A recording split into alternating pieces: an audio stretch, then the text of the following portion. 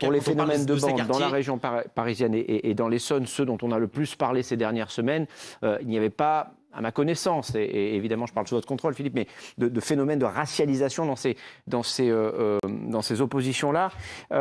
Rosa Méziane, racialiser la France, est-ce qu'elle est en train de le devenir? Ou est-ce que ce n'est pas le débat finalement?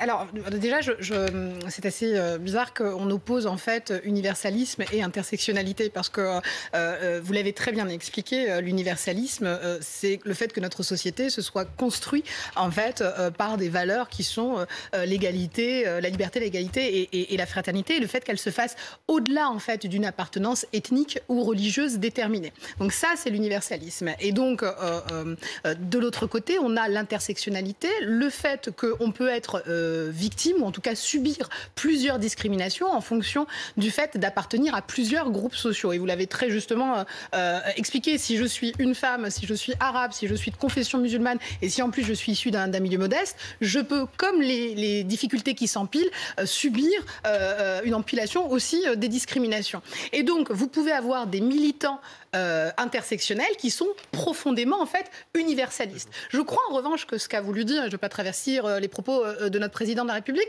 mais je crois, en revanche, qu'il y a parfois, un glissement de certains militants, en fait, intersectionnels vers une forme de racialisme, c'est-à-dire le fait de voir, en fait, la société qu'à travers, en fait, le prisme d'une couleur ou d'une appartenance à une religion. C'est-à-dire que le sexisme ne pourrait être combattu que par des femmes, le racisme que par des Arabes, des Noirs ou des Asiatiques, l'antisémitisme par des Juifs ou l'islamophobie par des musulmans. Et donc ça, c'est un véritable, effectivement, danger. Mais sur la question du racialisme, il est clair que plus le racisme et les discriminations s'exprimeront de façon décomplexée dans la société, et plus on aura une radicalisation, en fait, de l'antiracisme.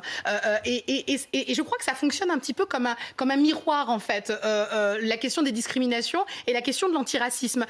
Plus on trahira, en fait, notre pacte républicain, et plus on aura des velléités identitaires ou communautaires qui s'exprimeront de façon exacerbée. Et je crois qu'il ne faut pas tout de même s'éloigner, en fait, du vrai sujet. Parce que là, on a un peu un débat d'intello, pardonnez-moi, mais oui, sur le terrain, la question, en fait, des discriminations et du racisme, elle est beaucoup plus factuelle et beaucoup plus concrète pour ceux qui la subissent. Concrètement, leur objectif, c'est d'avoir un travail, c'est d'avoir un logement décent et c'est de pouvoir faire partie de cette société. Et donc, la difficulté, ce ne sont pas les antiracistes, mais c'est bien les entreprises du CAC 40 qui, chaque année, sont épinglées pour leur recrutement ou leur évolution de carrière. Le problème, ce n'est pas les antiracistes, mais bien le fait que Mohamed ou Mamadou n'arrivent pas à trouver un logement. Et je crois que on intellectualise beaucoup trop le débat. On a des groupes de personnes... ce qu'Emmanuel Macron voulait dire par là.